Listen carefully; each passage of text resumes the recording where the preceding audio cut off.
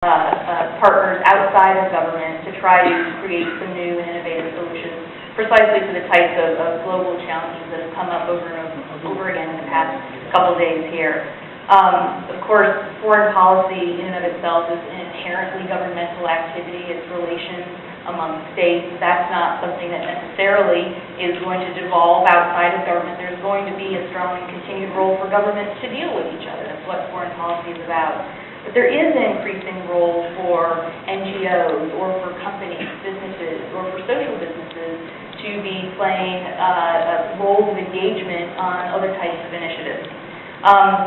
Some of the most basic would be, first, empowering citizens with access to information. That was something that Bill just brought up to discuss as one mechanism of public-private partnerships. We have a very good U.S.-India example that I can touch on a bit later. The second area would be catalyzing innovation, challenge grants to seek or sort of crowdsource creative, innovative ideas.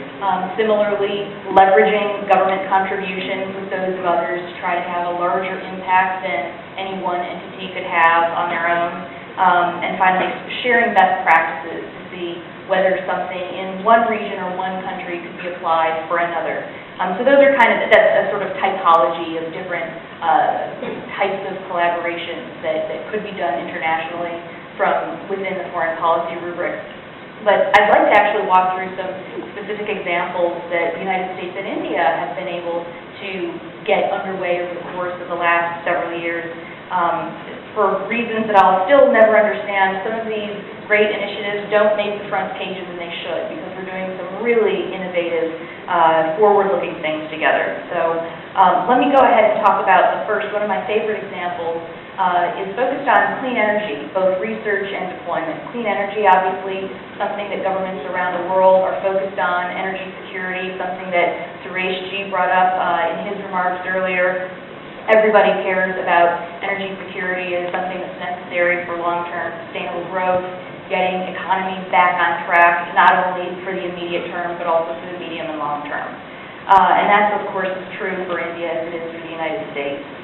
The Obama administration has made clean energy and climate a central focus of a lot of the work that goes on, including in international engagement. And the U.S.-India example is a terrific example of the way that both governments have been able to, A, work together on this challenge, and B, mobilize participation of other partners in the process. There is an initiative between India and the United States called the Partnership to Advance Clean Energy. Great acronym, PACE, people call it PACE. And PACE actually has been a mechanism that both governments have been able to use to do some new and different things.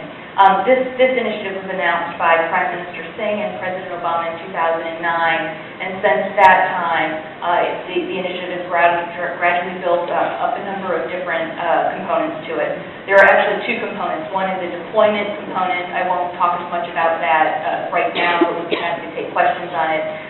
The one that I really would like to flag for everybody, because it is very cool and very exciting, is the research component of that. This builds on the great strengths in India, science and technology research, and of course the great strengths in the United States on S&T as well. So India and the United States have created together a fully joint entity called the Joint Clean Energy Research and Development Center. It's actually a disaggregated consortium model, and this is an initiative that has leveraged contributions from both governments as well as partners who became part of the consortia. It's a PPP model. It's focused on research, and it's the government of the United States and the government of